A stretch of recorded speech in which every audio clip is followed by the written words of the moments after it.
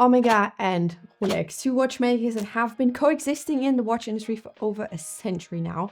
It might not have started out like this, but no one can deny that today there's probably no greater rivalry in the watch world than between these two luxury watch giants. They both have storied histories, iconic designs, and outshine most other competitors when it comes to resale value.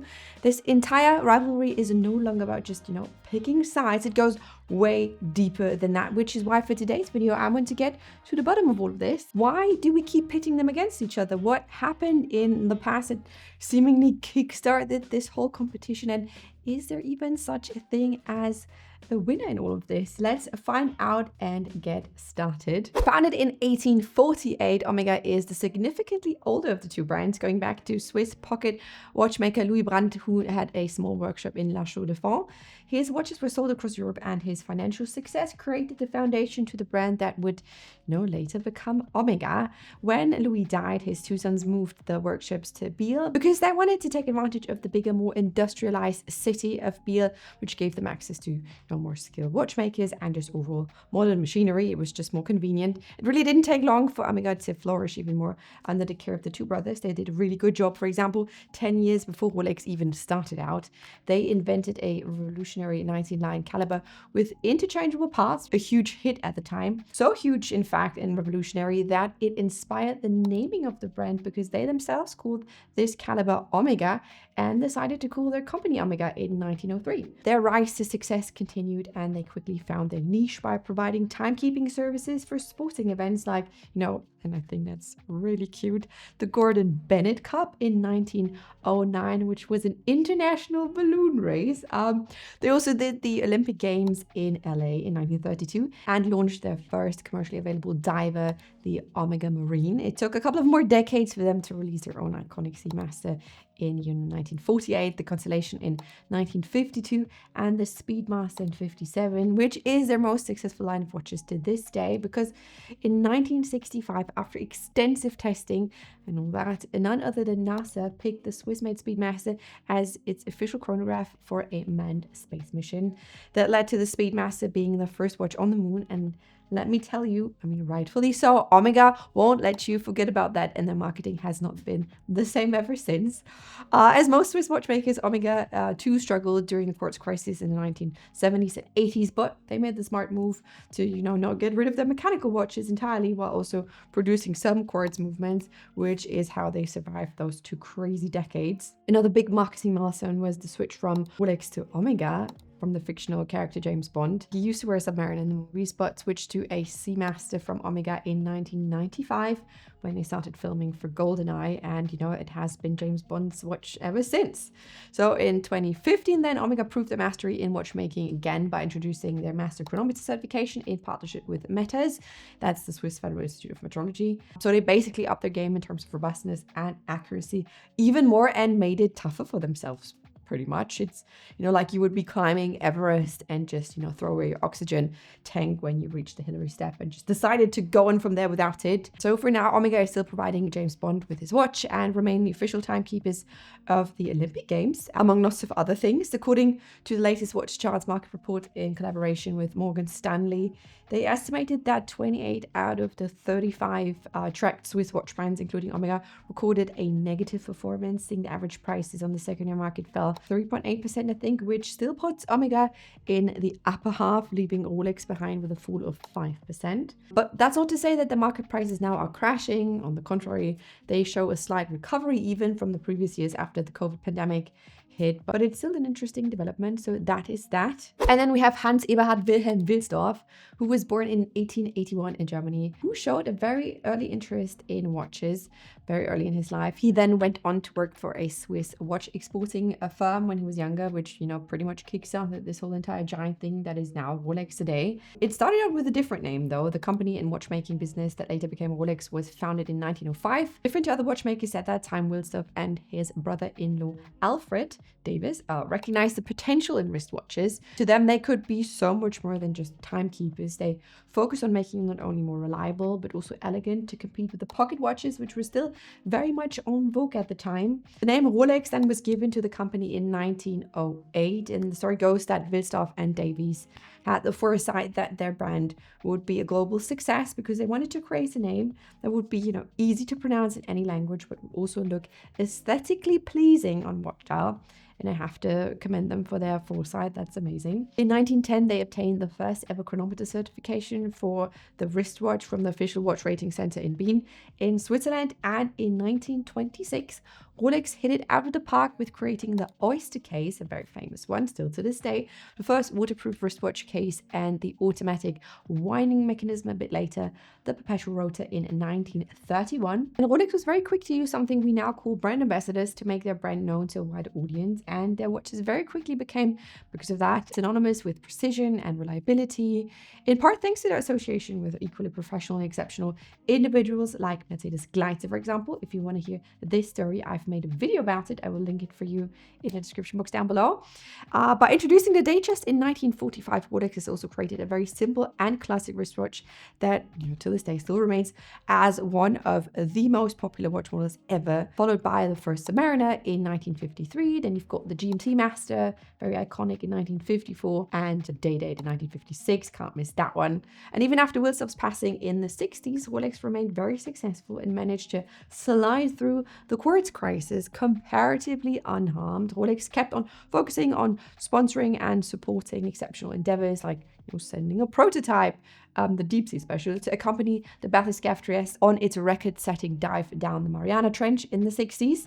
They were also among the first ones to use the more robust 904L steel for their watches in the 80s, and kept on investing into in-house manufacturing to ensure complete quality control from start to finish when the product goes out to the customer. Though they weren't and still are not known for coming out with crazy new concepts or designs, they have pretty much perfected, in my opinion, the step-by-step approach to improve their watches to the point of almost perfection for some people. When it comes to simplicity, robustness, and timeless and classic designs. For example, they added the Parachrome hairspring in 28, I think it was, to make their watches even more resistant to shocks and magnetic fields, improving their accuracy. Or, the newly introduced Sky Dweller in 2012, which isn't that long ago, which introduced an entirely new set of complications for Rolex, featuring an off-center 24-hour disc for a second time zone, and the annual calendar, which is a fantastic mechanism. If you want to watch a review, I will link it for you down below. As you can see, there was never an incident or even an event that directly put Rolex against Omega or vice versa. They didn't even start it out at the same time, and the beginnings are very different to each other, I would say.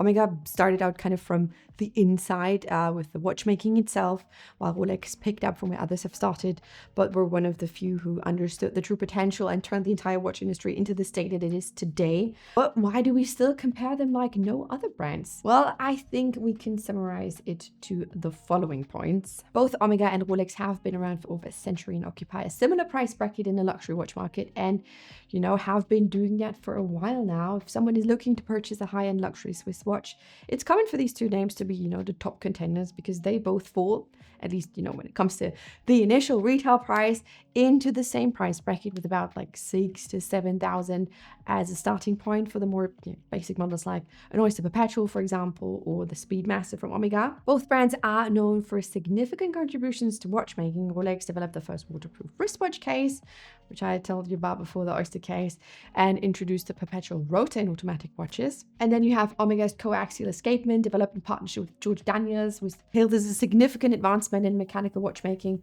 because it reduces friction within the movement. So you have that from them. Rolex's image is wrapped up in, concepts of prestige, success, and classic design. Many watch lovers and even people who aren't really into all of this have heard of Rolex and hold Rolex kind of as the gold standard sometimes for brand recognition and value retention, because they are the Coca-Cola or Pampers of the watch world.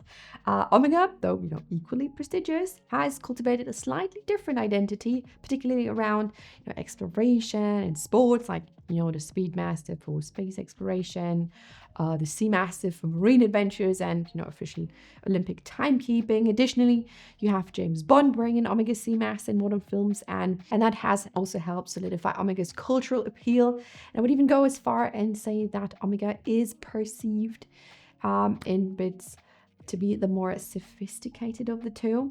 I think it is also important to add that Rolex still remains independent, while Omega has been part of the Swatch Group since 1985. Let's say they were bought from a group, which later then became Swatch. Omega, while still in high demand, is generally more accessible than a Rolex. A slight difference in availability can make Omega an appealing and some would argue even a better value choice for those who want a top-tier Swiss watch without navigating this like very weird month or years long waiting list game, which are oftentimes deeply misunderstood, and that would warrant an entire video about that in itself. I think Rolex watches, especially in the past several years, have been notoriously difficult to get at ADs or authorized dealers without the so-called wait lists and all that jazz. This scarcity and the robust secondary market often elevate Rolex to like kind of a near mythical status among some people in and outside of the hobby. The over-the-top crazy secondary market price days are perhaps gone now, but Rolex still remains extremely strong in that department, which bleeds directly into the next point, because a big point of debate was and still is resale value.